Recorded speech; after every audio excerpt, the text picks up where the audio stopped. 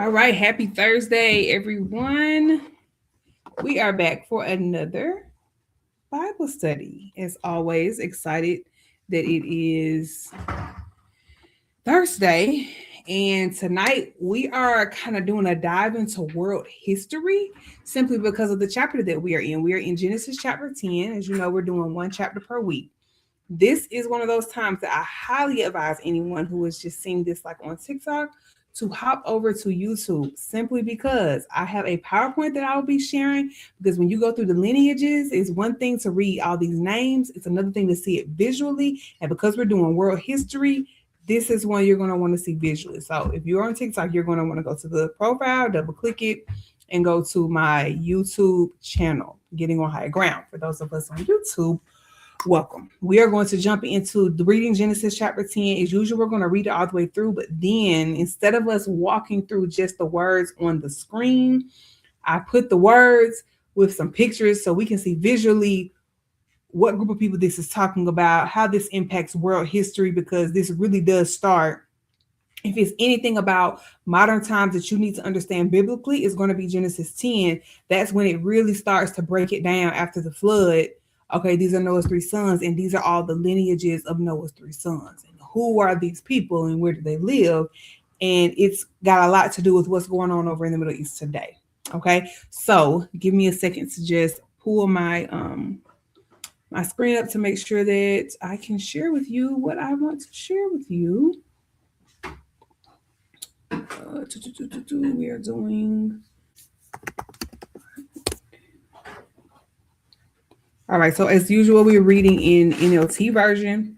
Read whatever version you want, but I'm going to pull up the NLT for Genesis 10. Now, as a recap, we have gone through 9 chapters of Genesis so far. That means we have gone all the way through the flood. At this point, we are talking about roughly 2,000 years of not U.S. history, of world history, of like beginning of times up through 2,000 years. And so we've disproved a lot of things that, science says one way and it's really not that way. So I just want to bring that to your awareness. We've gone through Cain and Abel's story. We talked about the initial lineage leading up from Adam to Noah. We done talked about a lot of different stuff. In each of those, we are doing a slow walk, so one chapter per week. And I want to also encourage you to make sure that you are going back on your own time and just reviewing.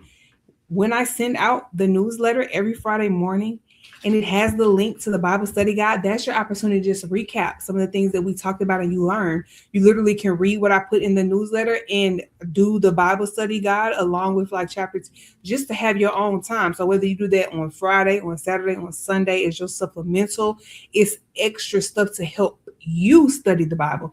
When we come to Bible study, it is not just for somebody to impart words and teach to you.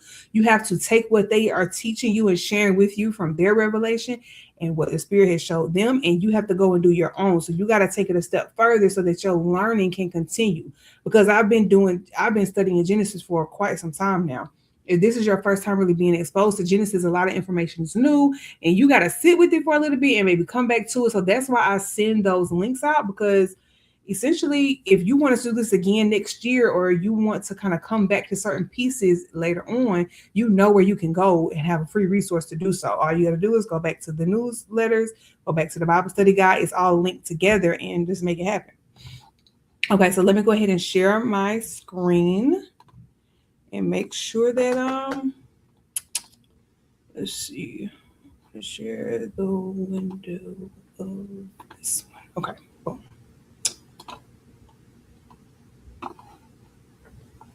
Okay, let me just make sure that I'm sharing, I'm doing it a little bit differently. Okay, so that's up there.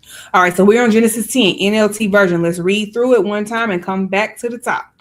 It says, "This is the account of the families of Shem, Ham, and Japheth, the 3 sons of Noah. Many children were born to them after the great flood. Descendants of Japheth. The descendants of Japheth were Gomer, Magog, Madai, Javan, Tubal, Meshech, and Tyrus. The descendants of Gomer were Ashkenaz, Riphath, and Togarmah. Now, when you read the names, you pronounce it the best way you can. I don't hang up too much on the fact that I don't know that language, so I don't have as much of the natural way to say it. The descendants of Javan were Elisha, Tarshish, Kittim, and Rodanim. Their descendants became the seafaring peoples that spread out to various lands, each identified by its own language, clan, and national identity. Descendants of Ham. The descendants of Ham were Cush, Mizraim, Put, and Canaan. The descendants of Cush were Seba, Havilah, Sapta, Rama, and Sapteka. The descendants of Rama were Sheba and Dedan. Cush was also the ancestor of Nimrod, who was the first heroic warrior on earth. Since he was the greatest hunter in the world, his name became proverbial. People would say, "This man is like Nimrod, the greatest hunter in the world."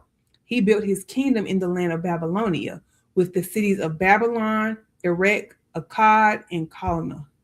From there, he expanded his territory to Assyria, building the cities of Nineveh, Rehoboth Ir, Calah, and Rezin, the great city located between Nineveh and Calah.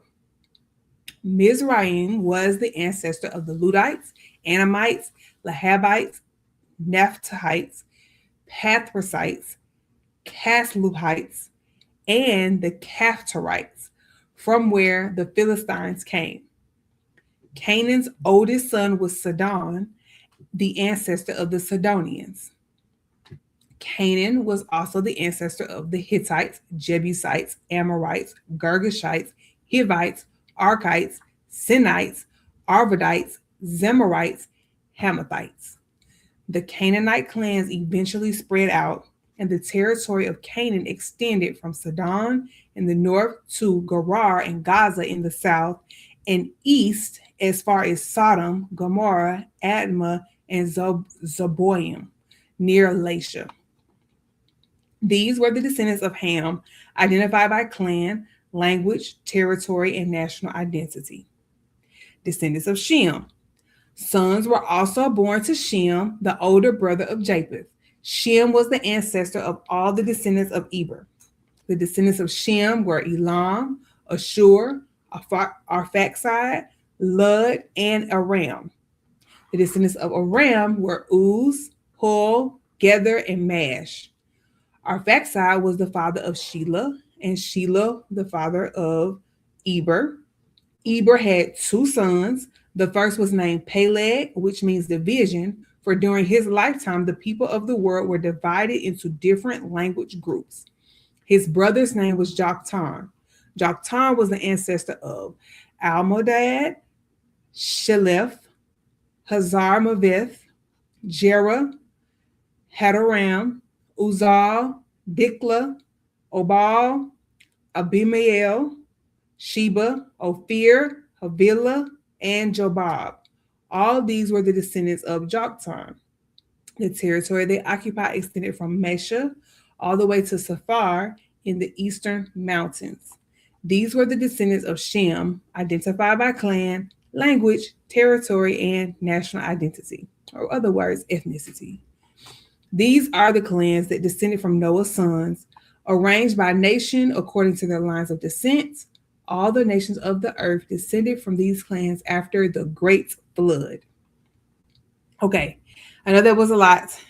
Sometimes when we read names, it's like, whew, that's a whole lot. I don't even know if I'm pronouncing it correctly, but here we are. So, what we need to understand overall from all of that is that we are given the future lineages of the nations that are being birthed through people. Now, it's not giving us the ages of all of the people. It's literally giving us the ancestral names and who is connected to who. So you can always connect back to their main ancestor. Primary main ancestor being Noah, but other than Noah is Shem, Ham, and Japheth. So you can always connect somebody's lineage back to those three people, and it's going to kind of dictate, based on last week, if you remember, which blessing or curse that group of people may be under. So remember that the descendants of Ham were cursed, but the descendants of Shem and Japheth were not. Japheth was said that he would be served by Ham, and he would be as prosperous as Shem, but not as like in hierarchy. It would be Shem, Japheth, and then Ham. Shem would be the greatest of the three brothers, and Ham would be cursed. Not that he wouldn't have a great nation, it has nothing to do with his offspring. It's just as far as him, he would be a servant. So when it's cursed, it's talking about him having to serve Japheth and Shem. Like the people that developed from his lineage would be serving the others. Okay, so this is typically referred to as the table of nations in this chapter because it's literally laying out for us every nation. Some of those names should have stood out for you because they're connected to even present day people groups that are in the world. Some of the places should have stood out to you because they are also in other places in the Bible. So Babylon was mentioned, Sodom and Gomorrah were mentioned. In several places, Assyria was mentioned, Sidon was mentioned. Several places that are mentioned that should connect for you because it comes up all the time. So why this chapter is important is because as you read other parts of the Bible, it is critical that you can always go back and you can say, oh, okay, so this is connected to this lineage, this group of people. I remember that in Genesis 10, and you can go back and you can easily reference to make sure you connect the dots. Because when you start to connect the dots in the Bible, them stories is really, really juicy. The information sticks a little bit better because you kind of see how these things are playing out with different people groups. So it is referred to as the table of nations. And so all I did here was kind of just, I did the rainbow because last week we talked about the rainbow and the significance of the rainbow as a sign in the clouds for people. So all of these people would have had the same symbol of rainbow. But nations, these are some of the ancient nations. I think this is Persia, Babylon. No, this is Babylon. This is Persia. I can't remember what this one was. This is Ashkenaz, Palestine, Israel. I forget this one. So these are just different people groups at the time. So let's start from the top. It says, this is the account of the families of Shem, Ham, and Japheth, the three sons of Noah. Many children were born to them after the great flood. All I did was copy and paste from Bible Gateway into the PowerPoint so that you can see, and I put a visual so we can visually see, based on what we understand about maps, kind of how this was playing out. All right, remember, they landed in Mount Ararat. It told us that in, I think, chapter 8 or 9 of Genesis, that the boat, the ark landed in Mount Ararat. Mount Ararat is in Turkey, present day Turkey. So you got to go with me over to Mediterranean Sea. This is Egypt. If you come north, you're going to hit Turkey. Turkey is like the border between Middle East and Europe. All right, so Turkey is here. Mount Ararat is on the eastern. So think about Noah and his three sons and their three wives and Noah's wife. They all get off the boat here. All the animals get off the boat here. So literally civilization disperses from Turkey out. Now, all of these are present day on this map. These are like present day maps, but I wanted you to see visually where is Mount Ararat and what's around it. So visually, they would have been dispersing from this area. They would have been growing from this. They would have kept growing, spreading. And this is prior to them being split. This is just naturally where the location they would have been in. The benefit of this location is not only do you have mountains, you have seas. You have natural seas that they can get to. So civilization is so wonderful when you think about the way that it develops in world history. Civilization always develops around water. It has to be a water source. It has to be significant for transportation and for food. So you got three main seas also kind of surrounding Turkey in that main area. Then you got some sort of smaller seas, if you will. Red Sea is here, and this is another one over here by Arabia. So it says this is the account of the families of Shem, Ham, and Japheth, the three sons of Noah. This is where they got off. This is where their family started. One did not go and just go down here, and another one go to this way, another one. No, they would have all naturally developed because you need each other to survive. They would have all developed around this area and spread forth. It says many children were born to them after the great flood. So we know that this is post-flood, so it's post-diluvian. Remember, antediluvian was before flood. This is post-flood, so post-diluvian period. And all the children that were born would have been born after, and it's called the Great Flood. Why is it the Great Flood? Because it's the flood that took out the whole earth. It knocked out every living creature, every single living creature. And so it's referred to in the Bible as the Great Flood. All right, so then we get down to the next verses. I literally just copied and pasted them to y'all so we can see it a little bit better. It says, the descendants of Japheth were Gomer, Magog, Madai, Javan, Tubal, Meshech, and Tyrus. Now, the Bible does not just give names for no reason. We might not understand why it's given a specific name, but it is always going to be a benefit to the details that the Bible provides. So we get this list of Japheth. Remember, it's 3 sons. So right now we're just talking about Japheth. So Japheth has 1, 2, 3, 4, 5, 6, 7 sons. This is just the sons. Now, specifically, it's going to hone in on 2 of the lineages in this passage of the Bible, Gomer and Javan. So when you read the next verse in 3, it says the descendants of Gomer were Ashkenaz, Riphath, and Togarmah. That's 3 sons to Gomer. So Japheth has 7. Gomer is the oldest. Gomer has 3. So if you were to, you could literally draw this out to make it make sense for yourself. You got Noah at the top. Noah has 3 sons. So you would have like 3 circles underneath Noah. I should have got a whiteboard so I could have drawn this out for y'all. After you have the 3 sons, now we have Japheth over here. Japheth has 7 sons. So you would do 7 circles. And then Gomer is one of those sons, and Gomer has 3 sons. So we're talking about generation. If we start at Noah, generation 1, then Japheth is generation 2, then Gomer is generation 3. Okay. All right. So then it tells us the descendants of Javan, who is the same generation as Gomer. Javan is a brother.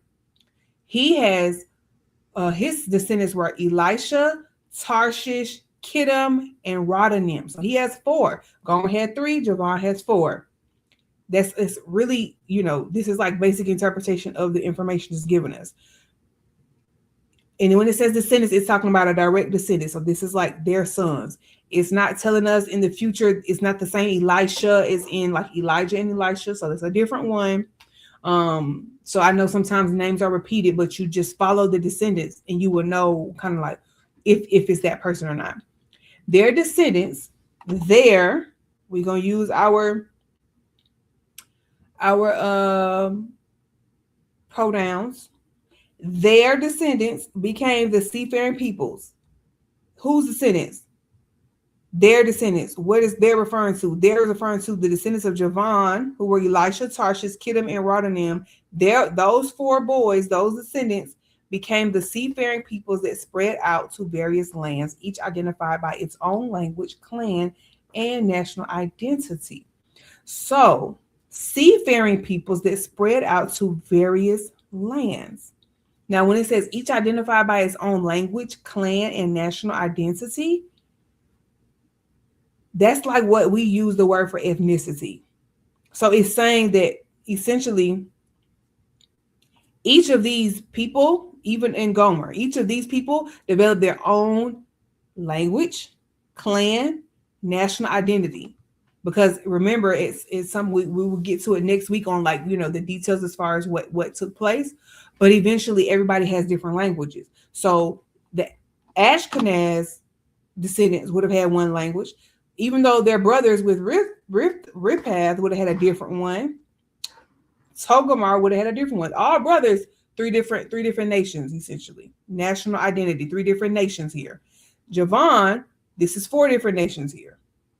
Okay, now the seafaring peoples that spread out, this is important because I just wanted to take a look at the map, because it's telling us that most of the people who like clans and things who would live on the water and who would have a livelihood that depends on moving about the sea, traveling, like this is only part of the Mediterranean Sea. The Mediterranean Sea also continues over, who have been traveling to different parts. That's where this group of people would have come from. So seafaring peoples that spread out into various lands would have been under Japheth. It wouldn't have been any of the other people's descendants, because that's why it's telling us the seafaring people. Now, this reminded me of some history because one of the empires in the modern times was Britain. Do y'all remember how Britain became an empire? Their navy. What does the navy do? They fare the sea. They travel on the sea. They dominate the sea. So that's how Britain became an empire. And if you have to go back into Britain's history to really understand how that empire developed from the Anglicans and things like that. But they're all different, people groups essentially that are settling these different lands over time. So that would have been a descendant, highly believe that would have been a descendant of Japheth. So this is one example. Now, I didn't highlight this word, but Ashkenaz should sound familiar to people. When I read this, I was like, have you ever heard the term Ashkenazi Jews? If you want to know where their descendancy comes from, this is Ashkenaz right here. This would have developed into people who spread out to various lands, each identified by their own language, clan, and national identity. So Ashkenaz was a person. When you have a strong person and you have descendants, you are referred to as associated with that elder who has developed this ancestry. So all of his people, just like all of the Israelites were named because of Israel as their primary ancestor, Ashkenaz would have been the same one. So you have to do your own history, but I want to point that out because Ashkenazi Jews are different from another line of what we would consider Jews as far as Judah. So I don't know if you've heard about that different stuff people argue about. I wanted to bring it back to where it comes from. These are descendants of Japheth. Japheth is not the inherited son as far as getting the inheritance from Noah and the blessing. He's not blessed. He's just not as blessed as Shem. So Japheth and the Ashkenazi Jews would not have been the original. That's my point. Original. So you can say that with a grain of salt. Some people are going to get it. Some people are not. I just want to point that out in case you want to kind of do some homework and figure out where this kind of comes from. There it is right there in the Bible for you. All right. So then we move on to Ham. All right. It says the descendants of Ham were Cush, Mizraim, Put, and Canaan. The descendants of Cush, and I put the when it repeats the names, I put it in red so you can follow where it's going. So remember, we have Shem, Ham, Japheth. We got Noah, Shem, Ham, Japheth. Next line, Japheth has his children. Shem has his children. Ham has his children. These are Ham's children. So we're talking about third generation. So Cush was one of them. Mizraim was another. Put, and then Canaan. So 4 different children for Ham. Now, from Cush, one of the children, we have Seba, Havilah, Sapta, Rama, Sapteka. 5. Then it tells us of one of those that's from Cush. It says the descendants of Rama were Sheba and Dedan. Okay, so you see how it's kind of following that line. It didn't give us the information for Mizraim, Put, and Canaan right there. It's giving us the information for Cush. So Cush to Ramah to now it's saying Ramah had Sheba and Dedan. So that's telling us those generations. Now it says Cush was also the ancestor of Nimrod. You see how it uses ancestor in that part rather than descendant? A distinction, because ancestor is really referring to like somebody up your lineage, whereas descendant is talking about a child of such and such. In King James, it would have said Cush begot Ramah, Ramah begot Sheba and Dedan, and so it's a little bit different when you have a direct descendant. Cush was also the ancestor of Nimrod, who was the first heroic warrior on earth. Since he was the greatest hunter in the world, his name became proverbial. People would say, this man is like Nimrod, the greatest hunter in the world. He built his kingdom in the land of Babylonia with the cities of Babylon, Erech, Akkad, and Calneh. From there, he expanded his territory to Assyria, building the cities of Nineveh, Rehoboth, Ir, Kala, and Rezin, the great city located between Nineveh and Kala. Now, this is an interesting one because Ham actually has several different descendants who become great. Okay, so it's not saying that his descendants don't become great because he was cursed. He has several different descendants that show up all throughout the Bible, especially the Old Testament. So you've got Cush. Cush had Ramah. Ramah had Sheba and Dedan, and it's telling us that Nimrod is associated with the lineage of Cush. Now, it's very likely that because the Bible is emphasizing the lineage of Ramah, that Nimrod's lineage probably comes from Sheba or Dedan, one of the two, because it's emphasizing Cush's specific line of Cush and Ramah. We don't have any information about Sabta, Sabteka, Seba, Havilah. Obviously, they exist in some way, shape, or form, but it's great to mention it here because these people who would have been learning this history or reading what Moses wrote would have had recollection of all of these people. That's why it's mentioned this way. It's not like some people are intentionally being left out. It's just the way it happens. There could be several siblings, and then one sibling becomes like popular, famous, known for something, and other people, they just live their life like kind of in a regular way. That's all it is. Okay, so Nimrod, it says the first heroic warrior on earth. This is post flood. He's considered the first heroic warrior. He was such a great hunter that his name became synonymous with anybody like the standard.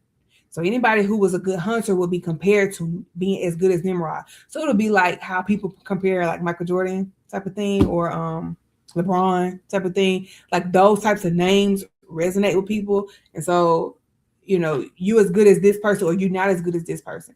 So that's how it was. Now, this is critical information that is given us. Not only was Nimrod a great hunter, or the greatest hunter in the world, it tells us how vast his empire would have become. So let's take a look at this map because it tells us where Cush settled. Cush is considered like where you would think of present day Ethiopia, right? That's considered part of Cush. But also up where Iraq is, that's where Babylon, that's where the territory of Babylon actually is located. I mean, it's not called Babylon anymore. We refer to it in present day as Iraq, but just because they changed the name does not mean that the history of that place changed at all. So you have Babylon up here. So this is also Cush territory. This man became so great, Nimrod, the greatest hunter in the world, that he was able to build a kingdom. It's the first time we're hearing that word, in the land of Babylonia. So you got 4 different cities that it mentions. So this is how people can go back into history and they do those archaeological digs. They can find specific information because God gives us a lot of details in the Bible. We just don't get taught specific things about Babylon, Erech, Akkad. We don't get taught it how the Bible is giving it to us so that we can study the information based on what the Bible says. But all of the ancient empires were in this area. So this same area that Babylon is in, that's Mesopotamia. Okay, so you probably learned about the Egyptian Empire, which is here. You probably learned about Mesopotamia Empire, which is here. All of those ancient empires is basically all in the same part of the world. So you got 4 cities, but then it said he was so good as far as a hunter.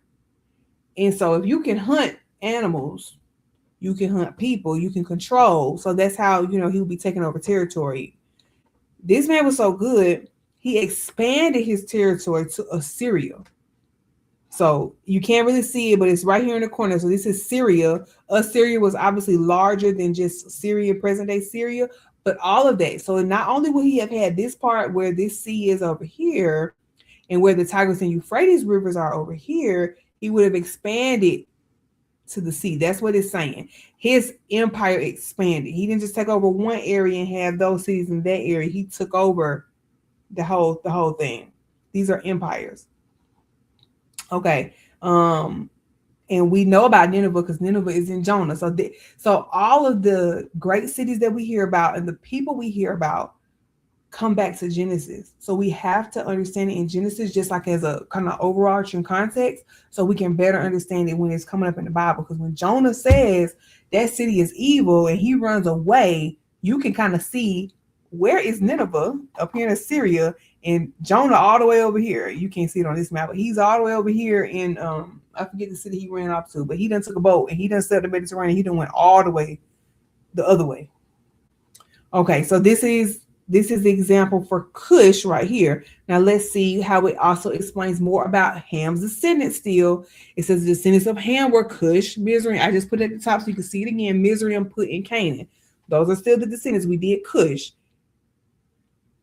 Now we're doing Mizraim was the ancestor of the Ludites, Anamites, Lahabites, Naphtuhites, Pathrusites, Caslahites, and the Captorites, from whom the Philistines came.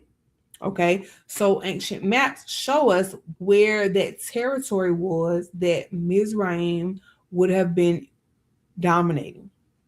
So all of Ham's descendants are sort of in the same area, really all in this same area. I mean, they kind of dominating a lot of the places that you would consider high value territory, if you will. So from the Philistines came all these people, basically end up combining for the Philistines. And so we know the history of the Philistines with the Israelites, this is how their whole ancestry developed. This is where the stuff stems from. Why is it such a disdain for that group of people? Because Ham is the ancestor of the Philistines. Ham's group was cursed. It's a whole thing. So here you go, World History 101. Now we go into Canaan. So it tells us specifically, remember, all of these people are brothers, but they're controlling all the territory. So here you have, this is eventually Nimrod's territory becomes over here, Tigris and Euphrates. He goes up to Assyria. Canaan is all over here.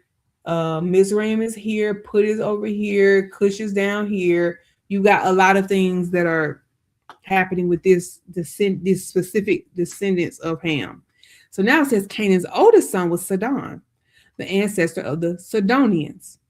Canaan was the ancestor of the Hittites, Jebusites, Amorites, Girgashites, Hivites, Arkites, Sinites, Arvadites, Zamorites, and Hamathites. Try saying that 3 times fast. All of that group of people are called Canaanites. So it says the Canaanite clans eventually spread out, and the territory of Canaan extended from Sidon in the north up this way. I know it says a different name, but go with me. In the north to Gerar and Gaza. Sound familiar? Gaza, same as present-day Gaza in the south. And east as far as Sodom, Gomorrah, Admah, and Zeboim, and near Lasha. That should all sound familiar because we know what happens with Sodom and Gomorrah. Later on in Genesis, we do get to that story. So this is all Canaanite territory. So if you've ever heard of the references to Abraham coming and he was sojourning in different places, he was sojourning around Canaan. This is the land that God had him to sojourn at different times all around that land that was taken from the Canaanites and given to Abraham, or Abraham's descendants rather. So this is how this develops. So you kind of got to go back to how does this develop after the flood? We still post flood, but then how do they start spreading out? Once they start spreading out, they start dominating certain territories as theirs is according to their people groups. And eventually we get later on to the other stories, but it's important to just understand geographically how this thing plays out. These were the descendants of Ham, identified by clan, language, territory, and national identity. Now notice that it never gives us Put's descendancy, but because of historical record, they know where Put is. Put is like present day Libya in North Africa. So in Mizraim, it gave us what it gave us Canaan, it gave us Mizraim, and it gave us Cush. So the only person we didn't get from Ham's people is Put. And that's interesting because we didn't even get that much from Japheth's people. Okay, so that's Ham. So hopefully you can see now, like this is where all this is happening. This is Africa. So all of North Africa and Eastern Africa is pretty much taken over by Ham. And then not only that, you have the what we would consider now as the Middle East. So you got up there where we have Israel now is Canaan. You got over into Iraq, and it even goes over into Iran a little bit too. Okay, now we go into the third son, who was the one that gets the inheritance. Sons were also born to Shem, the older brother of Japheth. Shem was the ancestor of all the descendants of Eber. So remember, the person who's writing this is trying to give references for the people who will read it, who want to understand their history. They want to know the knowledge.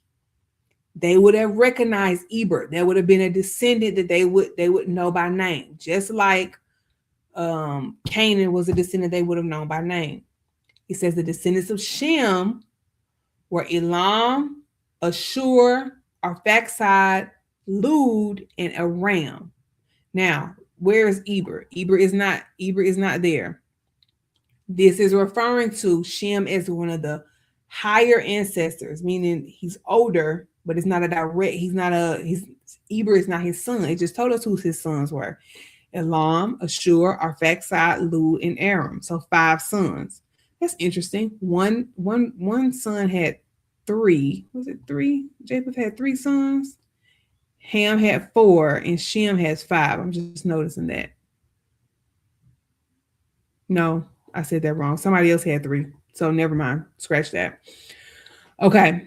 So now we have Shem with his 5 sons. Then it says the descendants of Aram. So I put it in yellow so you could follow. Aram were Uz, Hul, Gether, and Mash. All you got to do is just follow the name. So don't get caught up in all the names. Just follow that one name that's repeating itself. So it's giving us Shem, and it's saying, okay, one of Shem's sons is Aram, and Aram had 4 sons. That's just how you break it down. Arphaxad was the father of Shelah, and Shelah was the father of Eber. That's where Eber comes from. So Arphaxad obviously was not the known party. His son was his grandson was the known party. So Shem has Arphaxad. Arphaxad has Shelah. Shelah has Eber. So Shem is known, but another son is not known until Eber. So 2 generations later. Eber had 2 sons. The first was named Peleg, which means division, for during his lifetime, the people of the world were divided into different language groups. His brother name was Joktan. Okay, this is interesting. This is the lineage that you need to understand better, which we will get more into lineage next week, thankfully. So Shem's lineage is important, but it's not just anybody from Shem. It's Shem to Arphaxad, then Arphaxad to Shelah, and then to Eber. Eber has 2 sons, and Peleg being the one that we will learn more about next week. It doesn't give us much about him this week, but it does give us some information about Joktan.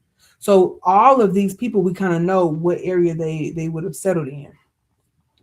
Joktan was the ancestor of Almadad, Shalef, Harzamaveth, Jerah, Hadaram, Uzal, Dikla, Obal, Abimael, Sheba, Ophir, Havilah, and Jobab. 13. He had 13. The territory they occupied extended from Mesha all the way to Safar in the eastern mountains. And when you look that up, you will see that that's in the peninsula of Arabia. So Saudi Arabia, right? Present day Saudi Arabia, that's where they would have occupied, near the sea. But on the other side of the sea was Mizraim's people. On this side of the sea would have been Joktan's people. So two different descendants. So Mizraim was a descendant of Ham. So Ham's people would have been over here. And then on this side, on the eastern side of the Red Sea, you would have had Joktan, it's Shem's people. Okay. These were the descendants of Shem, identified by clan, language, territory, and national identity. These are the clans that descended from Noah's sons, arranged by nation according to their lines of descent. Remember, I was telling you to follow the lines of descent. You can like literally kind of put all of them, and a lot of those names are going to come up later on in the Bible. That's why it's important to kind of know whose lineage are they coming from. All the nations of the earth descended from these clans after the great flood. Okay. And I was appreciative that I was able to put it into, hopefully visuals help you as much as they help me, so that you can kind of see. It says, these are the clans that descended from Noah's sons, arranged by nation according to their lines of descent. All the nations of the earth descended from these clans after the great flood. So you can literally look at one map. We're going to focus on this one in the top left corner because it is a larger view of the whole area, because this is Europe up here, this is Africa down here, this is Middle East here. So you've got Put happening, Mizraim happening, Cush is down here. On the other side, you have Joktan's people, remember? So they're on the Arabian Peninsula here. So that's Shem's people. Then you've got Canaan over here. That's still Ham. Up here, you have Cush still up here, which is Nimrod's. Remember, Nimrod's empire would have developed here.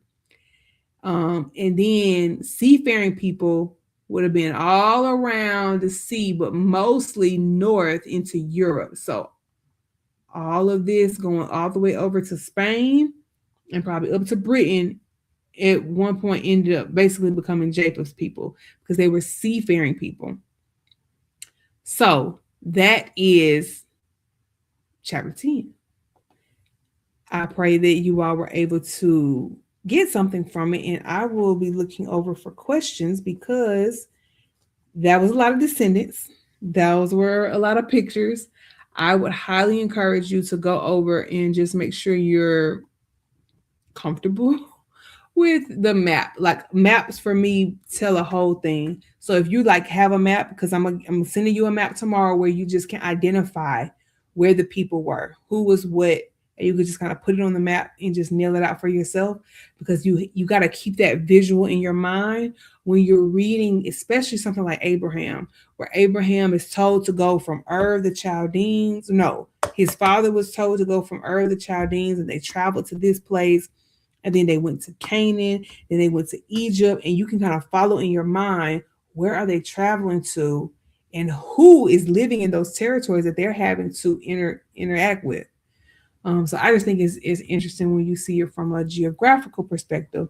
So hopefully that was helpful for you, and you have completed chapter 10. Hopefully that was a slow enough walk. And if there are questions, I will take questions now. And if not, we will depart. I'm going to turn off TikTok. And next week we will be on chapter 11. So do not forget to, it has kind of shifted because Noah's story is pretty much wrapping up. There's nothing else about Noah that you really will learn. It's all about his descendants and stuff that they do. So of course history keeps going. So now we are kind of, we've kind of gone through two different eras at this point. We've gone through creation era up through, I would say, like the sin in chapter 3 was the creation era. Then we went to the antediluvian, which is pre-flood area, which was pretty much from like Cain and Abel's story all the way to the flood. That's another era. Now we're sort of in the post-diluvian era, and this is what you would consider confusion, because this is where we develop the nations from. So that's going to be where we get into next week. So if it's anything that you need to refresh yourself on or prepare for, now you just kind of know where we're moving to, because once we get done with post-diluvian era after the flood, things go quickly into Abraham. And I will try to recap next week with like how many years at this point have passed by. But you always have access to your timeline in the Bible study guide.